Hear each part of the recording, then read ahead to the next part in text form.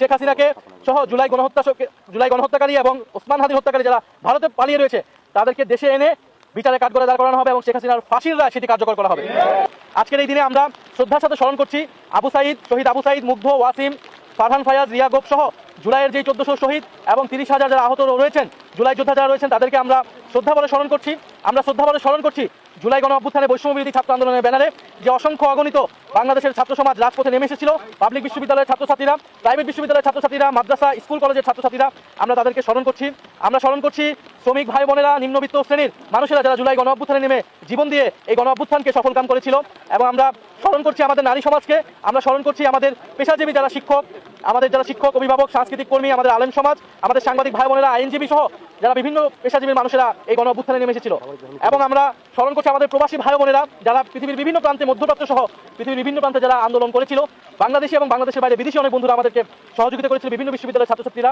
আমরা স্মরণ করছি যারা সাবেক সেনা অফিসার সহ সেনাবাহিনীর যারা তরুণ কর্মরত অফিসাররা যারা জুলাই গণ অভ্যুত্থানে প্রত্যক্ষ এবং পরোক্ষভাবে সহযোগিতা করেছেন।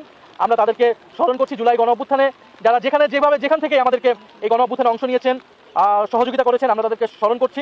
জুলাই গণ অভ্যুত্থানে 2 বছর হয়েছে।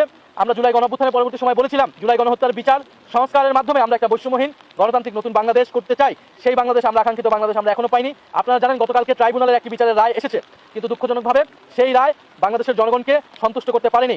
এবং আমরা মনে করি সেই রায়ের মাধ্যমে আমরা যারা জুলাই গণ অভ্যুত্থানে অংশ নিয়েছিলাম, যারা শহীদ পরিবার, যারা আহত যোদ্ধা রয়েছে, তারা কোনো ন্যায় বিচার পায়নি। হাসানুল হক ইনু, যিনি জাসদের সভাপতি ছিলেন, যিনি আওয়ামী লীগের সহযোগী যে অ্যালায়েন্স ছিল সেটার অংশ ছিলেন, তিনি কিন্তু জুলাই গণ অভ্যুত্থানে প্রত্যক্ষভাবে গণহত্যায় মদত জুগিয়েছিলেন। গণহত্যার যে সিদ্ধান্ত ছিল, শেখ হাসিনা যিনি প্রধান সিদ্ধান্তকারী ছিলেন, তাকে সর্বাত্মকভাবে সহযোগিতা করেছেন। ফলে আমরা মনে করি তাকে যে 10 বছর করে 3টি মামলা সাজা দিয়েছে, এটা এনাফ নয়, এটা যথেষ্ট নয়। আমাদের আবেদন থাকবে রাষ্ট্রপক্ষ যাতে এটা আপিল করেন এবং আমরা তার কঠোর থেকে কঠোর বিচার প্রত্যাশা করছি। এই সরকার আসার পরে মাত্র 2টি মামলার রায় আমরা পেয়েছি এবং তদন্ত কার্যক্রমে রিপোর্ট দাখিল আমরা যথেষ্ট ধীরগতি দেখছি। ফলে আমরা আশা করব যে সরকার এবং ট্রাইব্যুনাল দ্রুত সময়ের মধ্যেই বিচার নিষ্পন্ন করবে এবং অলরেডি শেখ হাসিনার মামলার রায় হয়ে রয়েছে। আমরা আশা করব যে শেখ হাসিনাকে সহ জুলাই গণহত্যাকারী এবং ওসমান হাদির হত্যাকারী যারা ভারতে পালিয়ে রয়েছে তাদেরকে দেশে এনে বিচারে কাঠগড়ায় দাঁড় করানো হবে এবং শেখ হাসিনার ফাঁসির রায় সেটি কার্যকর করা হবে।